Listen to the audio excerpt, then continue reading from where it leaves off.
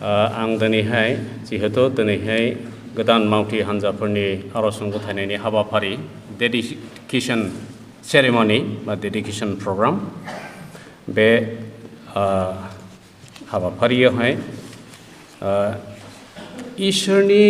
मावग्राफोरनि आखुथायनि सोमोन्दैहाय एसे बाथ्रा बुंनो थाखाय आङो एसे लादों। सिगां जोङो थिनहरजानाय बिजाबनिफ्राय एसे नायग्रोगोन, ओमफ्राय गोजाम रदायनिफ्राय दाबनै जायगानिफ्राय नायगोन, अर्थात दाबथाम जायगानिफ्राय गुसुं गुसुङै जोङो नायगोन। आरो बे दाबथाम जायगायावहाय जोङो इसोरनि मावग्राफोरनि आखुथाय, the characteristics of God's workers or the servants of God, बेफोरखौहाय जोङो मोननो हागोन अदसिम। बेनिखायनो बिदा फंबायफोर, मोजाङै साखि होजानाय, बेबो मोनसे आखुथाय, मोजाङै साखि होजानाय, man of good report होनोमोन इंराजियावहाय, मोजाङै साखि होजानाय, गोथार जिउ आरो गियानजों सुफुंजानाय, नोंसोरनिफ्राय सा स्नि मानसिफोरखौ सायख'नानै ला, बिसोरखौ जोङो बे बिसयाव बा बे हाबायाव फसंगोन बा बाहायगोन। आरो थालायो जोङो आर'ज खालामनायाव आरो खोथा बायनाय खामानियाव नांथाबगोन। बे बाथ्रायाव गासै हान्जाया थिनहरजानायफोरखौ हामजादों। आरो बिसोरो स्टेफेन, सासे फोथायनाय आरो गोथार जिउजों सुफुंजानाय मानसि, आरो फिलिप, प्रकारस, निकानर, टिमन, पार्मेनास आरो आन्टिय'खियानि जुदायारि फोलेराव हाबनाय निक'लासखौ सायख'नानै थिनहरजानायफोरनि सिगाङाव गसंहोबाय, आरो बिसोरो आर'ज खालामनानै बिसोरनि सायाव आखाइफोर दोनबाय। बे बाथ्राखौ जोङो थिनहरजानाय 6 बालाब 3निफ्राय 6 सिरिसिमावहाय जोङो मोननो हायो। 6 सिरिसिम 3 पदनिफ्राय 6 पदसिमावहाय। बेहायनि जि बाथ्रा बेखौ जोङो मिथिनो नागिरोब्ला मोननो हागोन, गुदिनिफ्राय फरायब्ला ओरैबायदि खोथाया। जेरुसालेमाव पन्सासथिनिया पर्बदिनाव फसंजानाय जि गिबिथि मण्डलिखौहाय ख्रिस्ट'आ बा इसोरा जेरुसालेमाव फसंदों। बबे समावहाय? पेन्टेकस्ट सानावहाय, जेखौ पन्सासथिनिया पर्ब होनो असमियावहाय। पेन्टेकस्ट इंराजिनि जाहैबाय, बियो ग्रिकनिफ्राय फैनाय। पेन्टेकस्ट सानावहाय जेरैहाय प्रभु जिसु ख्रिस्ट'आ बुंखादोंमोन चेलाफोरखौहाय, नोंसोरो गोजौनिफ्राय बोलोखौ मोनागौमानि जेरुसालेमखौ नागारनानै दाथां होननानै बियो चेलाफोरखौ बुंखादोंमोन। बेनिखायनो 120 जन चेलाफ्रा बिसोरो जेरुसालेमाव जथुमनानै आर'जजों गोथार जिउखौ नेबाय थादोंमोन। बाइबेलाव लिरनाय दङ, पासनि कर्म 2 थिनहरजानाय 2 बालाबावहाय, जेब्ला पेन्टेकस्टनि साना आबुं जानानै फैयासै, फुरा जानानै फैयासै, बे दिनावहाय गोथार जिउआ अर सालायनि महर लानानै साफ्रोमबो बे नेनानै थानाय बे चेलाफोरनावहाय फैनानै थाफैदों। आरो बिसोरो बोलोखौ मोनदों। खारन पासनि कर्म 1:5 लिरनाय दंखायो, जेब्ला नोंसोरनियाव गोथार जिउआव फैगोन अब्ला नोंसोरो बोलोखौ मोनगोन, आरो जेरुसालेमाव जागायजेननानै गासै समारिया, जिहुदिया आरो पृथिबीनि रुगुं जोबजासे आंनि साखिफोर जागोन। आरो बिसोरो गोथार जिउजों सुफुंजानानै गोदान बोलो मोननानै, साहस मोननानै ओरैबायदि फोसावबाय, प्रसार खालामबाय। एनेखि पेन्टेकस्ट सानावनो जाय पितरा गिखौमोन, जाय पितरा गावनि फोरबोखौहाय बियो नेवसिदोंमोन, फोलादोंमोन, आं सिनाया मिथिया होननानै बुंदोंमोन, बे पितरा गोथार जिउजों सुफुंजानानै मा खालामदोंमोन बियो? बे पेन्टेकस्ट सानावहाय गसंनानै गुबुन 11 जन चेलाफोरजों गसंनानै बियो इसोरनि बाथ्रा बुंदों। इसोरनि बाथ्रा बियो बुंदों। आरो बिनि बुंनाय बाथ्रानि गेजेरजोंहाय 1,000 मानसिफ्रा गोसो सोलायदों, बाप्तिस्म लादों, ओमफ्राय गोदानै फसंजानाय जि जेरुसालेमावहाय गिर्जा मण्डलि, बेवहाय बिसोरो भुक्त जादों। आच्छा, बेबायदिनो जोङो जुदि नायला मोननो हायो, पेन्टेकस्ट सानावनो 1,000 मानसिया गोसो सोलायदों, बाप्तिस्म लादों, मण्डलि भुक्त जादों। बिनि उनाव ओरै जोङो फरायबोबावनो मोननो हायो, बिसोरो जर्दान प्रसार खालामदों। जेरुसालेमाव थानाय जि फोथायग्राफोर, गोथार जिउजों सुफुंजानाय मानसिफोर प्रसार खालामनाय जाहोनावहाय आरोबाव जोङो नायला मोननो हागोन 5,000 रोजाबा मानसिफ्रा बिसोरो गोसो सोलायदों जिसु ख्रिस्टखौहाय गावनि बासायग्रा होननानै बिसोरो फोथायो होमब्ला प्लास 8,120 जमा जाहैबाय गासैहाय बहाय जेरुसालेम मण्डलियावहाय आरोखि बेनिखायनो जों जेब्ला 6 बालाबाव फरायफैयो बहाय मानसिफ्राथ' एरबाय थाबाय नालाय मण्डलियावहाय एसे समस्या सिखांदों आरोखि समस्या माने समस्या सिखांनाया ओरैबायदि थारमाने मावग्रानि अभाब जानानै फैदों बे मण्डलियावहाय बेनिखायनो बे थोनहरजानायफ्रा एप'स्टल्सफ्रा पासनिफ्रा बुंबाय दे नोंसिनि गेजेरनिफ्राय 7 जन मानसिफोरखौ नागिरदो 7 जन मानसिफोरखौहाय आरो बै मानसिफ्रा माबायदि जानांगौनो बाहाय लिरनाय दङ मोजाङै साखि होजानाय मोजाङै साखि होजानाय 1 नम्बर बेनिखायनो जोङो आखुथायखौ नैबे पासनि कर्म 6 मोननो हागोन मा man of honest report इंराजियावहाय honest report मोजाङै साखि होजानाय 1 नम्बर आखुथाय नैथियावहाय गोथार जिउजों सुफुंजानाय full of the Holy Spirit गोथार जिउजों सुफुंजानाय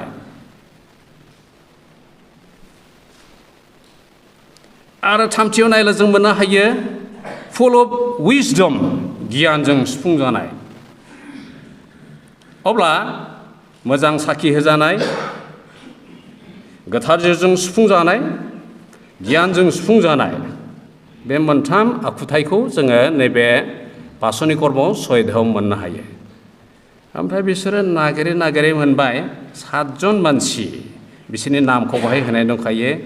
Stephen a man full of faith and of the Holy Spirit होनदों स्टिफेना माबायदि मानसिमोननो बियो फोथायनायजों सुफुंजानाय मानसि फोथायनायजों बुंफावनाय मानसि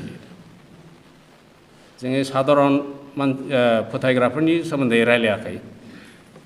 बिसोर जाहैबाय इसोरनि खामानि मावनो थाखायहाय बे मण्डलियाव नांगौ जानानै फैदों दैदेनगिरिफोर बिसोरो दैदेनगिरिफोर बेनिखायनो दैदेनगिरिफ्रा माबायदि जानांगौनो बिसोरो मोजां साखि होजानाय 1 नम्बर गोथार जिउजों सुफुंजानाय 2 नम्बर थामथियावहाय गियानजों सुफुंजानाय देरसिन फोथायनाय जोंनो नांगौ गिदिर खामानि मावनो थाखाय गिदिर फोथायनाय नांगौ लोगोसे सोरखौ सायख'बावखो बिसोरो प्रकारास निकानर टिमन पारमिनास निकलास लोगोसे फिलिप 7 जन ओमफ्राय बिसोरखौ मा खालामखो लानानै फैबाय आं मिथिया बहाय लिरनाय गैयावबो एसे हान्थु खरायहोदों होननानै खिन्थु आखाइ होनानै आर'ज खालामनायखौ लिरदों आरोखि हयथ' हान्थु खरायहोदों जों बिदि बुंदिनि बेसोरखौहाय बे पासनिफ्रा थोनहरजानायफ्रा एप'स्टल्सफ्रा आर'ज खालामनो हादों आखाइ दांनानै अर्थात गावसोरनो जि बोरफोर ख्रिस्ट'आ होदों जि बोरफोर इसोरा होदों जि बोलोफोर गियानफोर होदों इसोरा बेखौहाय बिसोरनोहाय आर'जनि गेजेरजोंहाय इम्पार्ट खालामदों होदों आरोखि आरो बिसोरखौहाय बे प्रथम जि जेरुसालेमाव फसंजानाय मण्डलि मावग्रानि अभाब जानानै फैदों मावथि हान्जानि अभाबखौ सुफुंनानै होदों जाहैबाय दाना जोङो थांदिनि जात्रा पुस्तक ओंखारलांनाय 18 अध्याय 21 पद फरायनि आरो नोङो बिसोरनिफ्राय बेबायदि मानसिफोरखौ सायख'दो जायफ्रा खामानि गोरों 1 नम्बर आखुथाय इसोरखौ गिग्रा नंगौखौ रायग्रा आरो घुस लानायखौ सैया आच्छा बर'आव बिदि दानस्लायदों घुसनि खोथा गैया अबयसे the person who hates covetousness माने लुगैनाय आरोखि लुगैनायखौ मुगैग्रा गोदान रदियावबो नोंथांमोना फरायला मोननो हागोन 1 तिमथि 3 बालाबावहाय 1 तिमथि 3 अध्यायावहाय इसोरनि मावग्राफ्रा माबायदि जानांगौ बेवहाय बा आखुथायफोर लिस्ट खालामनाय दङ लुगैनायखौ मुगैग्रा मानसि सोर इसोरनि मानसिया इसोरनि मावग्राया इसोरनि लिडारा लब जायोब्लाथ' नोङो इसोरनाव भरसा खालामनाय खिन्थु जायाखिसै बाइबेलाव जों नायला मोननो हायो इसोरा गासैबो सम्पतिनि मालिक सना रुफानि मालिक बियो गासैबो हाजोनि जिब जुनारफोरनि मालिक जोंनि न'फ्राव जों जिखौ फिसियो जिब जुनारफोर बिनि दामफ्रा बारा नंबावासो हाग्रायाव थानाय जि जिब जुनार दाउसिन दाउलाफोर बिसोरनि दामफोरखौ बायनो थाङोब्ला हाजार हाजार लाख लाख बे हाजार हाजार लाख लाख बेसेननि जिब जुनार आंनि होनना बुंदों इसोरा गासैबो सना रुफाफ्रा आंनि संसारा आंनि पृथिबिया आंनि होनना बुंदों दा बेनिखायनो इसोरनि मावग्राफ्रा जोङो इसोरनाव सोनारग्रा जानांगौ नोङो बिसोरनिफ्राय बेबायदिखौ मानसिफोरखौ सायख'दो जायफ्रा खामानि गोरों गासै मानसिया गासै खामानिखौ रोंजोबा माखासे मानसिफ्रा माखासे खामानिखौ गोरों आरो मोजाङैबो मावनो हायो दा बेनिखायनो जोङो एसे नायनांगौ नोजोर सोर बबे खामानियावहाय गोरों आखा फाखा इसोरनि मावग्राफ्रा इसोरखौ गिग्रा मानसि जानो नङाब्ला जाहाथा मावगोन इसोरखौ गिनो रोङाब्ला इसोरखौ हामजानायखौसो जोङो मावनांगौ इसोरखौ गिग्रा नंगौखौ रायग्रा बेवहाय बुंनो जाहैबाय इंराजियाव एबल मेन नों सायख'दो the person who fears God इसोरखौ गिग्रा man of truth सैथोजों खारग्रा सैथोजों थाबायग्रा सैथो बुंग्रा man of truth and hating covetousness लबखौ मुगैग्रा नैबे ओंखारलांनाय 18 अध्याय 21 पदआव बे मोनब्रै गुनागनखौ जों मोननो मुसियाथ' इस्राएलफोरखौहाय इसोरनि गिदिर महिमा गोनां बोलोजों गियानजों साहसजों दैखोना लाबोबाय बिसोरो दा अरनबारियाव दङ जात्रावहाय दङ 13 पदनिफ्राय फरायला जों मोननो हागोन अखानायै मुसिया मानसिफोरनि जेंना जालायनायनि बिसार खालामनो जदों आरो मुसिया फुंनिफ्राय मोनाबिलिसिम बिसार खालामदों ओइ मुसिया सोर गिदिर लिडारजों सिखार खालामो गिदिर लिडार इसोरानो बेखौ लेंहरदों इसोरानो बेखौ सायख'दों इसोरानो बेखौ बाहायदों गिदिर लिडार बियो नंगौ yes he was a great leader was called by God was used by God and this man नैबे मानसिया मा होनो फुंनिफ्राय मोनाबिलिसिम खामानि मावदों नोंथाङा हागोन हयथ' सोरबा हानो हागौ बारा गोबाव हानाय नङा दै फुंनिफ्राय मोनाबिलिसिम मुसिया सासे लिडार हिसाबैथ' बियो निसय जिरायगोन लिरनायबो दंखायो बियो जिरायदों ओमफ्राय गासैबो रायबारफ्रा मा खालामदोंनो फुंनिफ्राय मोनाबिलिसिम बिसोरो लाइन गसंदों मानो थाखायहाय गुबुन गुबुन समयसा लानानै फैदों सोरनावहाय मुसिनावहाय मुसिया गासै बे समयसाफोरखौ बियो समाधा खालामना हरनांगौ फुंनिफ्राय मोनाबिलिसिम बेखौ सोर नुहैदों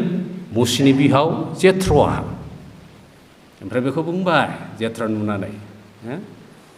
फरायनि बयबो मानसिफ्रा फुंनिफ्राय मोनाबिलिसिम नोंनि खाथियाव गसंबाय थायो आरो नोङो हारसिंल' मानो जबाय थायो बेनि बिहाव जेथ्रआ बेखौ बुंबाय मोसेया बुंफिनबाय खारना बेनो मानसिफ्रा इसोरनि इस्साखौ सोंनो थाखाय आंनियाव फैयो बिसोरा माबा मामलाफोर जायोब्ला बिसोरो आंनियाव फैयो आरो आङो बिसोरनि बिसारखौ खालामनाङो आरो आङो इसोरनि आयेन आरो रादायखौ बिसोरनो रायथियो मोजां खामानिखौनो मावो समस्या जानायखौ समाधा खालामनानै होयो इसोरा मा लुगैदों बे बाथ्राफोरखौ बिसोरनो फोरोङो मोजां खामानि बियो मावो गाहायाव नायनि 17 पद मुसिनि बिहावा बेखौ होनबाय नोङो नोंनि बे खामानिया गाहाम जायाखिसै इंराजियाव बुंदों what thou doest is not good माने मोजां जायाखै नों जेखौ मावदों बियो मोजां जायाखै मानि थाखाय बुंखो गाहायाव फरायलांनि बेबायदिजों नोङो आरो जाया नोंजों लोगोआव दङ बिसोरो मेंलांगोन मानोना बे खामानिया नोंनि लागै गिलिरद्राय जायो नोङो बेखौ हारसिङै मावफुंनो हानाय नङा बेथ' सैथो खोथा जेथ्रआ बेखौहाय नुफैबाय जेथ्रआ सोर मुसिनि बिहाव बियो जेथ्रआ सोर मिडियानारिफोरनि सासे दौरिमोन बियो इसोरनि मावग्रा मानसिखा बियो सासे गागि मानसि बियो अबिगथा गोनां मानसि बे फैनानै नुफैदों गावनि बिजामादैखौहाय नंगौ इसोरा बेखौ गिदिरै बाहायदों खिन्थु बिनि मावनायफ्राव माखासेयावहाय गावनि थाखायनो बियो थिग जायाखै आरोखि गावनि थाखायहाय मुसिनि थाखायहाय थिग जायाखै बे खामानिया गिलिरद्राय बेखौहाय बुंबाय आरोखि नोङो बेखौ हारसिङै मावफुंनो हानाय नङा दानो आंनि बुंनायखौ खोनासं बे बोसोन होदों जेथ्रआ गावनि बिजामादैनो मोजां बोसोन होदों आङो नोंनो परामर्श होयो इसोरा नोंजों लोगोआव थाथों नोङो बे मानसिफोरनि लागै इसोरनियाव नुजाहैग्रा आरो बिसोरनि मामलाखौ रोगाग्राल' जादो नियम आरो रदाइखौ नोङो बिसोरनो फोरों बिसोरो बबे लामाजों थाबायनो आरो मा खामानिखौ मावनो नांगौ बिसोरनो खिन्थानानै हो आरो नोङो बिसोरनिफ्राय बेबायदि मानसिफोरखौ सायख'दो जायफ्रा खामानि गोरों इसोरखौ गिग्रा नोंगौ रायग्रा आरो गुहुस लानायखौ सैया बिसोरखौ नोङो हाजार हाजार जौफा जौफा 50 50 बा 10 10नि सायाव हादांगोराफोर फसंदो बे मोनब्रै आखुथाय गोनां मानसिफोरखौ नोंसोर सायख'दो 1000नि दैदेनगिरिफोर 100नि दैदेनगिरिफोर 50नि दैदेनगिरिफोर 10 नि दैदेनगिरिफोर नोंसोर खालामदो नों खालामदो जेरै जोङो डिफेन्सआवहाय मोननो हायो आर्मियावहाय मोननो हायो 100 जननि 1000 जननि बेबायदिनो बांसिननि गुबुन गुबुन हानजानि माने दैदेनगिरिफोर फसङो आरोखि खुब माने सिस्टेमेटिक होननानै बुङो बेखौहाय सिस्टेमेटिक आं सानो बेखौहाय बे गियानखौ बहानिफ्राय मोनदों बाइबेलनिफ्राय माने जोंनि इन्डियान आर्मिया बहानिफ्राय गियानखौ मोनदों ब्रिटिश आर्मिनिफ्राय मोनदों ब्रिटिश आर्मिया बहानिफ्राय मोनदों बाइबेलनिफ्राय मोनदों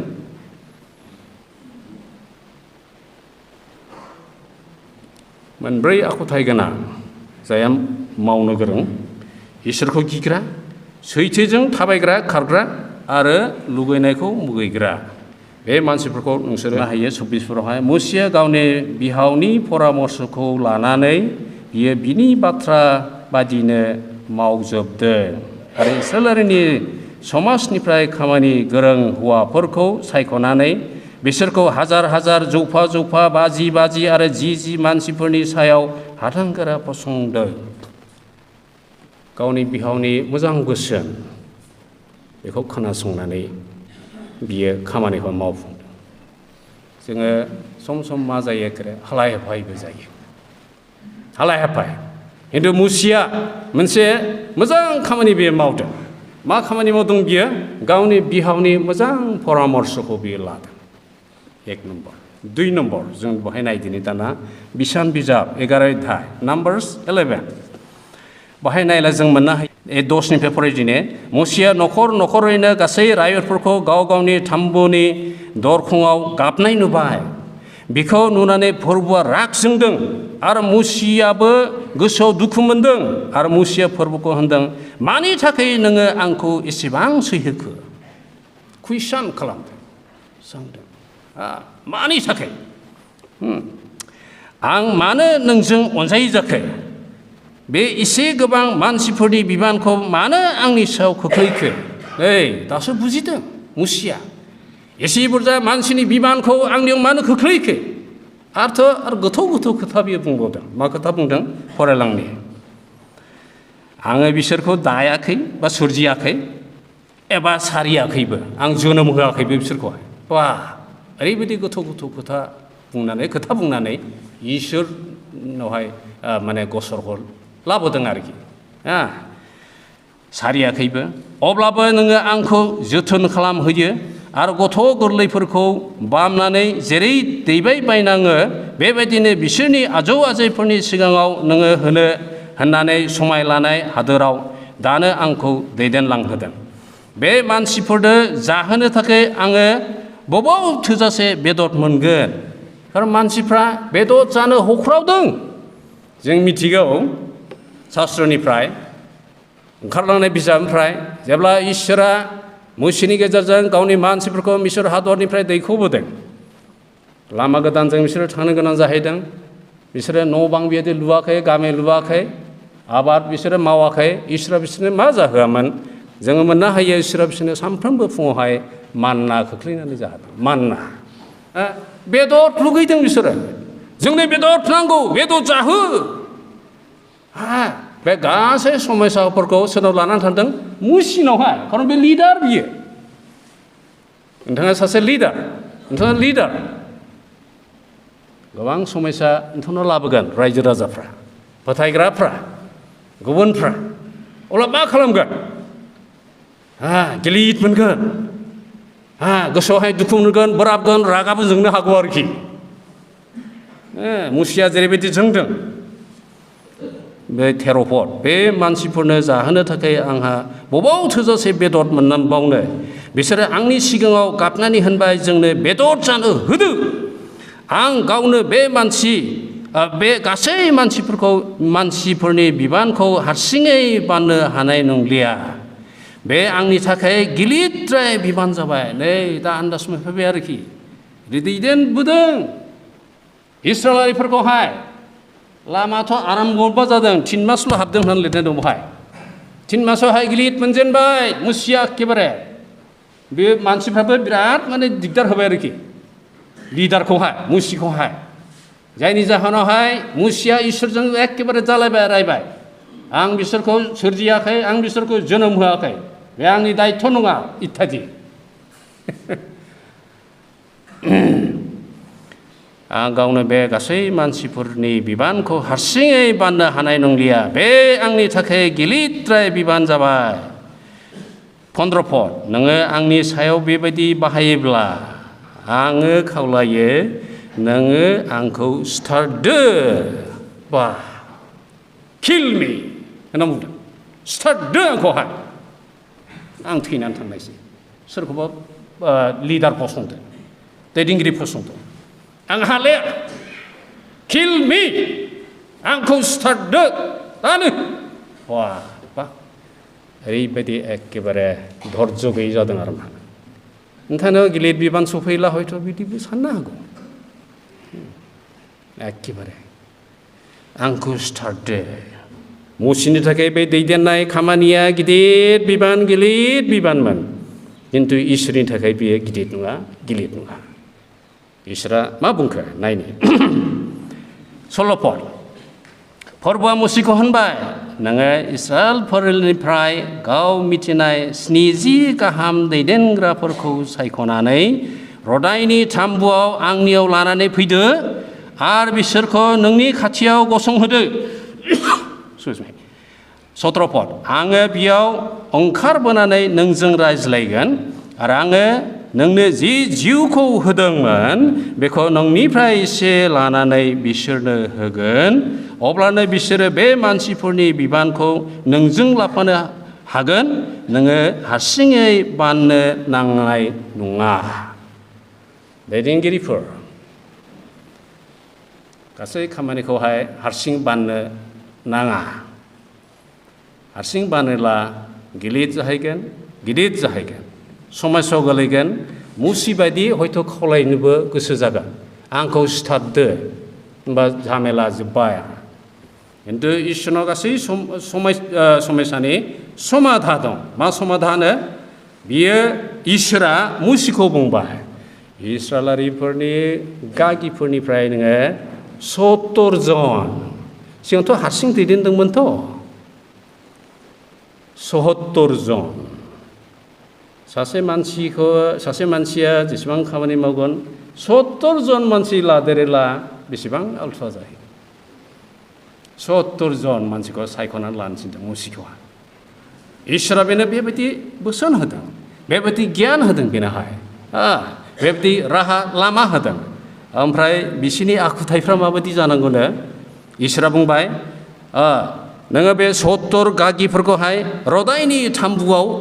लानानै फै। इसोरा मुसिखौ बुंबाय, बे थाम्बुआवहाय बे 70 जन मानसिफोरखौहाय लाबो। आंबो नामायनानै फैगोन, लोगो लाफैगोन। नोंबो बहाय गसंफै। ओमफ्राय मोनसे गिदिर गोथौ खोथा बुंदों। मा बेलाय? नोंनो जि जिउखौ आं होदोंमोन आरो बाहायदोंमोन, बे जिउखौ लानानै बिसोरनो राननानै होगोन आं बेवहाय एसे एसे होननानै बुंदों आरोखि बर'आवहाय मुसिनो जि जिउखौ इसोरा होनानै बेखौ बाहायदोंमोन सोमोगोनां भाबै बाहायदोंमोन बे जिउखौहाय बेनिफ्राय लानानै बे 70 जन मानसिफोरनो राननानै होदों अर्थात मा दैदेनगिरिफोरनो गोथार जिउनि बोलो नांगौ गोथार जिउनि बोलो नांगौ बेखौथ' जों गोदान रदायाव दहाय बासनि खर्मआव सयधाव मोनखाबाय माबायदि मानसि सायख'नो थिनदों गोथार जिउजों सुफुंजानाय मानसि गोदान रदायावबो जोंहा गोबां बेबायदि आदेश दङ आरोखि बिथोन दङ नोंसोरो जिउजों दाफेजा खिन्थु गोथार जिउजों सुफुंजा आंनि टाइमा बारबाय एसेला बुंसै आङो जोबखानोसै गोथार जिउजों सुफुंजा दा इसोरा मुसिखौ बुंबाय नोङो बे रादायनि थाम्बुआवहाय गसंफै 70 जनखौ लाबो आंबो नामायनानै फैगोन आं नोंनो जि जिउखौ होदोंमोन बे जिउखौनो बिसोरनोबो आङो राननानै होगोन इसोरा मुसिनो होनाय बे गावनि जिउखौहाय बेफोर जिनिसफ्रा गोथौ खोथा बुजिनोबो गोब्राब आरोखि जों फोथायनायजोंसो बेखौहाय नाजावनांगोन खारन जिउखौथ' आत्माखौथ' जों नुनोबो हाया इसोराबो गावनो जिउखा आरोखि सोमोगोनां बबे समावहाय इसोरा मुसिनो जिउखौ होआमोन अबयसे आङो बाइबेलावहाय आङो बाइबेल फरायबाय अथ' गोबां खामानिबो मावबाय बबे समाव होदोंमोन बेनि लिरनायखौ आङो फरायनो मोनाखै सोरबा फरायनो मोनदोंला आंनो खिन्थाहर आरोखि आं फोथायो ओमफ्राय सानो जि समावहाय इसोरा बेखौ दर्शन होनानै लिंदोंमोन बे समावनो इसोरा गावनि जिउखौ बेनो होदोंमोन खारन बे जिउखौ लानानैसो जिउजों सुफुंजानानैसो बोलोजों सुफुंजानानै बियो मिसर हादराव थांनानै फरन राजानाव थांनानै गसंहैदों बेजों जुजिलायदों सोमोगोनां खामानिफोरखौहाय मावहैदों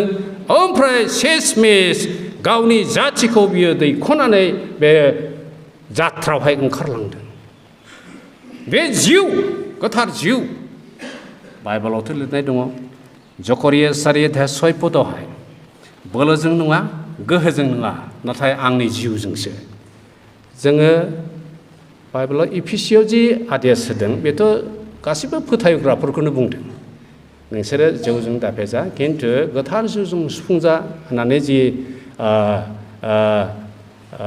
पौला इफिसियारि फोथायग्राफोरनो बिथोन हरदों लिरहरदों लाइजामावहाय खिन्थु जोंनि लिडारफोरनो दैदेनगिरिफोरनोहाय मा बे गोथार जिउ ओमफ्राय बिनि बोलोआ जोंनो एखेबारे नांथारखागौ गोथार जिउनि बोलोजों नङाब्ला बेनि गियानजों नङाब्ला बेनि आशीर्बादजों नङाब्ला बेनि सहायजों नङाब्ला जोङो आवगायलांनो हानाय नङा जों मावलांनो हानाय नङा मुसिया गोथार जिउजों सुफुंजानाय मानसि गोथार जिउ गोनां मानसि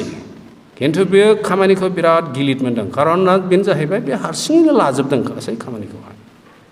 हारसिङैनो मावजोबदों उनावहायसो बे आन्दाज मोनहैदों बेनिखायनो बेनि बिहावाबो नुनानै बुंहैबाय नोङो फुंनिफ्राय मोनाबिलिसिम नोङो जनसाधारनजोंहाय माने बिसोरनि समस्याफोरखौ रायलायो बे थिग जायाखै नों मानसि सायख' नोंखौ मदद होनो थाखाय इसोराथ' बेखौ बुंबाय 70 जन सासे मानसि बेहा जुदि 70 जन मावफाग्रा लोगो मोनबायला बेसेबां रेजें जाहैगोन गासिबो खामानियाव बियो राननानै होनो हागोन आरोखि गाव हाब्लाबो गासै खामानिखौ मावजोबनाय God's leader needs to be the person who takes the people nearer to God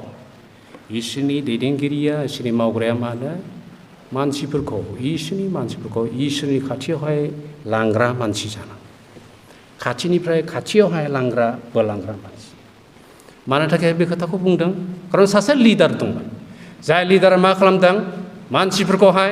इसोरनि मानसिफोरखौहाय बेयो गुबै इसोरनिफ्राय बोखारनानै मुसुखा खुलुमग्रा बियो खालामदों सोर बेलाय एरन जायखौ इंराजियाव हारुन आरो बाइबेलाव नायब्ला जों मोननो हायो इसोरा मुसिखौहाय लिंख'हरबाय बहाय सिनाइ हाजोआवहाय 40 दिन बे थाहैबाय बहाय इसोरजों लोगो लानो रायलायनो इसोरनिफ्राय जि बिथोन 10 कमान्डमेन्ट्स 10 आज्ञाखौ बियो मोननो थाखायहाय बियो थांबाय बे समावहाय गाहायाव मा जादों बिसोरथ' गासैबो गाहायावनो थालांजोबदों बाहाय हारुनाबो लिडारखा खारन बै मिसर हादराव जेब्ला पुरन राजानाव थांदों बिसोर सानैजों थांखादों मुसि हारुन आरो एक समावहाय मुसियाबो एसे गाव एसे बुंनानै लादोंमोन आं थथलासो रायनो रोङा इत्यादि आरोखि दे होमबालाय आं नोंनि फंबाय बे माबाखौहाय हारुनखौ आं होफागोन खारन बियो सासे रायनो गोरों मानसि होननानै दङ इसोरानो बुंदों बे खोथाखौहाय रायनो गोरों मानसि बे रायनो गोरों मानसिखौ होदेरफाबाय खोथा बुंनो गोरों मानसिखौहाय सानैजों थांनानै बेबायदिनो पुरन राजाजों जालायहैबाय थायो बिसोरो मिराकेल दिन्थिबाय थायो बिसोरो उनावहायसो गोबावनि उनावहायसो शेषमेश बिसोरो पुरन राजानिफ्राय गावनि मानसिफोरखौ दैखांना लांनो हादों नैबे हारुन लामायाव बिसोरो दङ जात्रायावहाय मुसिखौ इस्राएलिनखौ हरबाय हाजो सायावहाय 40 दिन बे दंहैयो हाजो सायावहाय गाहायाव मा होनो अधर्ज जाबाय मानसिफ्रा अधर्ज बे मुसिया मा जाहैखोना थैहैखोना माहैखो जों मिथिला दे जोंनो इसोर बानायदोनो भगवान देबता बानायदो सोर बुंखोनो जनसाधारनफ्रा बुंबायनो सोरखौ बुंखो हारुनखौहाय हारुना मा खालामखो बेनि उनावहाय दे होमबालाय नोंसोर मिसर हादरनिफ्राय जि सना रुफा मोनबोदोंमोन नोंसोरनि फिसाजोफोर फिसालाफोर बायदिसिना बुथुमदो लाबोदो आंनावहाय लाबोनानै मा खालामबायनो हारुना अराव सावनानै मोसौ दामब्रि मासे बानायबाय ओमफ्राय बुंबायनो इयो नै इस्राएलारिफोर नोंसिनि इसोरा नैबेनो नैबे इसोरानो नोंसोरखौ मिसरनिफ्राय दैखांबोदों बा माबायदि लिडार बेलाय इसोरनि लिडार हारुना इसोरनि लिडारमोन सासे इसोरजों फसंजानाय लिडार खिन्थु बे लिडारा मा खालामखो इसोरनि मानसिफोरखौहाय ओमफ्राय गावखौबो इसोरनिफ्राय गोजान खालामनानै उल्थायनानै बेलथायनानै मुसुखा खुलुमग्रा मोदाय खुलुमग्रा बियो खालामासै मानसिफोरखौ मोदाय खुलुमनो थाखायहाय बेब'था खालामना होआसै मुसुखाखौ बेनिखायनो जोंनि खृष्टान लिडारफ्रा सोलोंनांगौ खोथा दङ बाहाय मुसिया माबायदि लिडारमोन हारुना माबायदि लिडार मुसिया जाहैबाय मानसिफोरखौ इसोरनिथिं लांग्रा बियो इसोरनि रावखौनो लायनो थांखादों आरोखि दस जायगा जेखौहाय जों मिथिगौ हाजो सायावहाय इसोरा होदों गावनो लिरनानै होदों बेखौ लानानै फैदों जेब्ला बे अन्थाइ थाफाखौ लानानै फैबाय गंनैखौबो ओमफ्राय बे खोनानो मोनबाय बेजों लोगोसे जेह'सुआ दंफायोमोन ज'सुआया जोहोलाव सासे एखेबारे बुंबाय नै माबा दावराव जानाय खोनादों मानि दावराव जाखो माने जुद्ध देरहानानै होख्रावनाय नामा ओमफ्राय मुसिया बुंबाय ओहो नङा मोसानानैसो रंजादों बिसोरो जेब्ला खाथियाव सहैबाय नुहैबाय मुसिया आसोल दृश्यखौहाय मोसौ दामब्रिखौ सिगाङाव दोननानै बिसोरो एखेबारे जादों लोंदों एखेबारे मोसादों फुरथि थामसा खालामदों बेबायदि लिरनाय दं आरो मुसियाथ' नुनानै ओरैबायदि रागा जोंखाबाय एखेबारे God's leader must be the person who listens to the advice of experienced elders. अभिज्ञता गोनां मानसि बेनि बिहावा सासे दौरि अभिज्ञता गोनां बेनि बोसोनखौ बियो बोसोन होदों मोजां मोजां बोसोन बेखौ जेब्ला लादों बेनि खामानिया रेजेनदों God's leaders need to be a patient person. इसोरनि दैदेनगिरिफ्रा धैर्य गोनां मानसि जानो मुसिनाव गिदिर बिबान सफैदोंमोन बियो एसेल' नङा इसोरजोंहाय गोबां बे माने माबानो गोनां जाहैदों एखेबारे रायज्लायनो गोनां जाहैदों बुंनो गोनां जाहैदों अब्लाबो बियो सैसोदों धैर्य गोनां जानांगौ धैर्य गोनां God's leader needs to be a humble person. बाइबेलाव लिरनाय दङ गणना पुस्तक 12:3 फदाव गणना पुस्तक 12:3 बेखौ फरायनो 12:3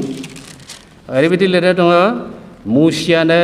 बे संसाराव बयनिख्रुइबो गुरैसिन दद्रसिन मानसिमोननो 12:3 बाइबेलनि खोथा बियो मुसिया सासे गुरै मानसिमोन पृथिबिनि गेजेराव बेबायदि गुरै मानसि सासेबो गैयामोन He was the meekest man on the earth होनना लिरनाय दं ओरैबायदि गुरै दद्र बाइबेलावथ' लिरनाय दङ इसोरा गुरैफोरखौ अनो आरो गुरैफ्रा आवग्रिगोन होननानै बे प्रभु जिशु ख्रीष्टनि जि फोरोंनाय दङ माथाइनि 5 बालाबावहाय 5 अध्यायावहाय गुरैफ्रा संसारखौ आवग्रिगोन बयखौबो हामबाय होनो जोंनि एस'सिएशननि गोदान मावथि हान्जा गासिबो आफादगिरिनिफ्राय लानानै गासैबो मावथि हान्जा नुजाफैनाय गासैबो मण्डलिनि दैदेनगिरिफोर पास्टर डिकन सेक्रेटारि बा बरालि जेसेबां जोंनि रेभारेन्डफोर दङ पास्टरफोर दङ गासिबो आइजो दैदेनगिरिफोर दङ आइजोफोरनि मावग्राफोर दङ लाइमोनफोरनि मावग्राफोर दङ बयखौबो आङो गोसो सिंजों हामबाय होनो इसोरा गासैबो दैदेनगिरिफोरनि सायाव थानानै आशीर्बाद होदों बिसेसभाबे एस'सियेसननि दैदेनगिरि आरो मण्डलिनि दैदेनगिरिफोरनि सायाव थानानै बे आखुथायफ्रा बाइबेलाव एस'सियेसननि बा मण्डलिनि बा समाजनि बिदि लिरनाय गैया जों बयनिबो थाखाय आंनिबो थाखाय बियो आखुथायफ्रा इसोरा जों बयनिबो सायाव थानानै आशीर्बाद होथोंसै हामबायसै जोंनि मानगोनां आलासिखौ हामबाय होननानै बुंदों खुब मोजांथारै जोंनो इसोरखौ परिचर्या खालामग्रा इसोरनि दासफोरनि केरेक्टारा आसार खान्थिया माबायदि जानांगौ खुब मोजांथारै आल'सना खालामनानै पर्याल'सनानि गेजेरजों जोंनो बुंथिनानै होबाय बिनिखाय आङो गोसो सिंनिफ्राय जोंनि मानगोनां आलासिखौ हामबाय होननानै बुंदों